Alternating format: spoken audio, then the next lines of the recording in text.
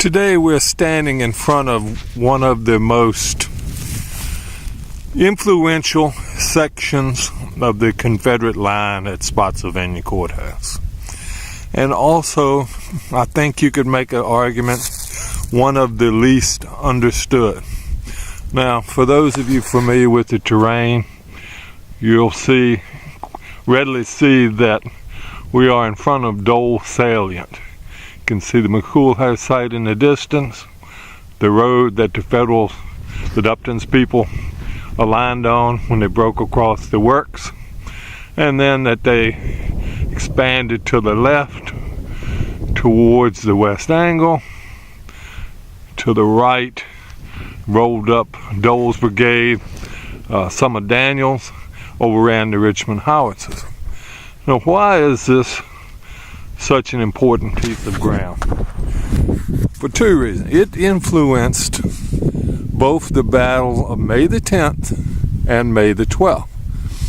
Now, the Confederates never put any artillery between the position of the Richmond howitzers, which was on the other side of the two-part cannon you can see, and the West Angle, off in the distance on the other side of that tree line where the Park Road turns left. And you have to wonder why. Being familiar with 20th century weaponry and tactics, I don't understand why they did not. It's readily apparent to us here that the Richmond howitzers could not cover any part of this field this side of the apex of the line you see to our right. You sit by the tree.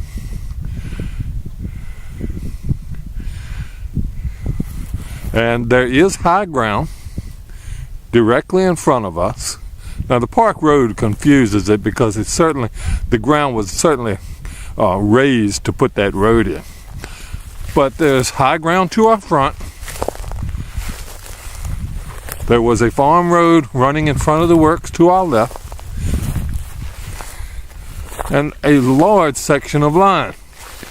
Now, they deemed it important enough to put a second line on the other side of the crest immediately ahead of us, but not artillery. Now, we know they didn't. On May the 10th, Major Cutshaw told one of his battery commanders that there was no place in line for him. So, why not? Now, so anyway, on May the 10th, partly because of the lack of artillery, the Confederate line was easily broken.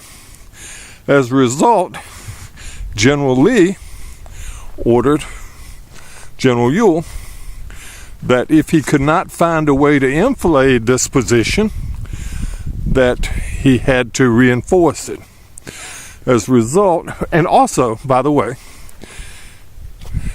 to fire on Upton's people, Thomas Carter, second in command of the artillery, 2nd Corps, actually had to take guns and move them in front of the position around the east angle and the west angle to fire on the Federals that were still clinging to the outside of these works.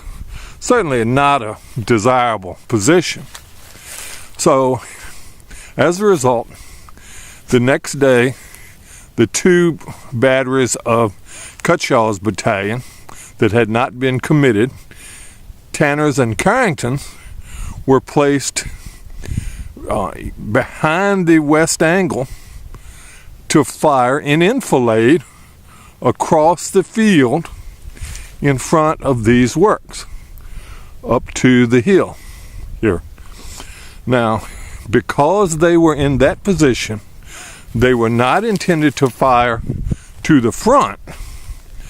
And when Hancock attacked the next morning, those two batteries, still in position, were unable to defend themselves using their cannon against Hancock's men. So this position certainly is one of the most important in the entire line, and one that perhaps today we still don't understand why it was defended the way it was.